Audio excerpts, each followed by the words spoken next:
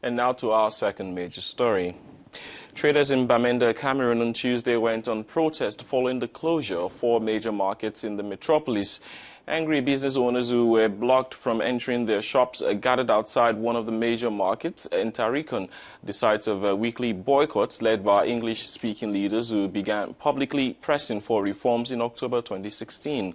Cameroonian authorities want to put an end to Operation Ghost Town, the almost one-year-long sit-at-home protest against an alleged French-speaking bias by the Cameroonian Anglophone Civil Society Consortium.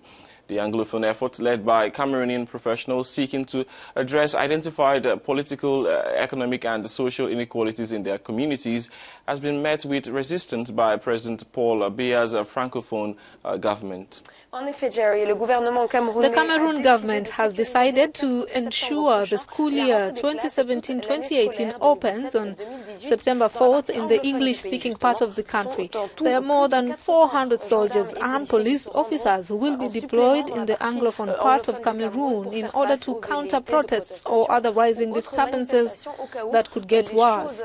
The English-speaking crisis has been over demands of the federalism in Cameroon, 2 independent states of the Francophone and Anglophone.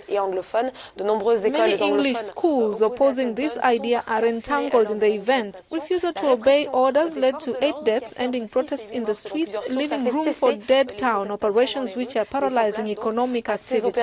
Ville morte qui, elle, paralyse les activités économiques de la ville de Bamenda. And now we speak with our correspondent in Bamenda, Cameroon, Joel Kwam. Good morning, Joel.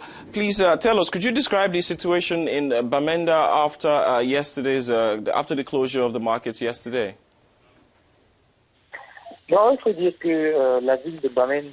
must be said that in the city of Bamenda, the situation may seem calm, but there is tension.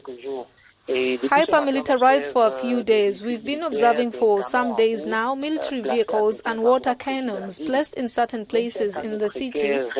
Even if a precarious calm prevails, it is feared that the situation will degenerate in the days to come. It will be back to school, but the activities have promised to do everything possible to prevent opening the school year. And since yesterday, the minister is traveling throughout these regions. How were these renewed calls for Operation Ghost Town received in Bamenda?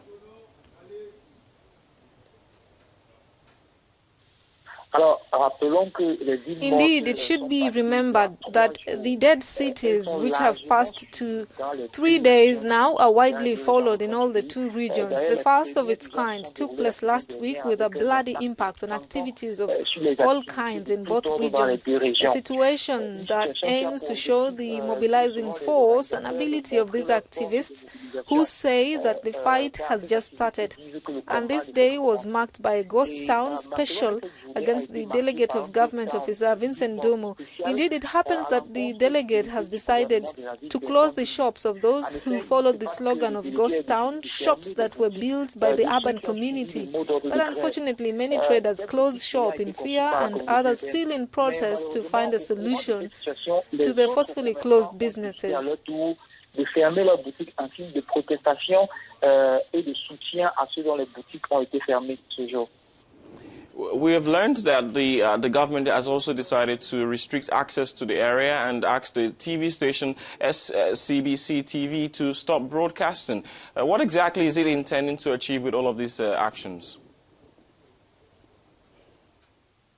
Yes, concerning the government's decision to restrict access to the SCBC TV station, it must be said that the closure only followed a note to the cable distributors of the zone who were ordered to shut down the broadcasting signal of this station, a TV channel that, against all expectations, would already be on the satellite.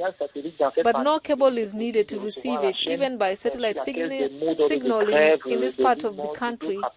Even without, it's possible. The tension in the English-speaking part of Cameroon seemed to have abated in the recent time. But with this, please tell us, why again do we have this?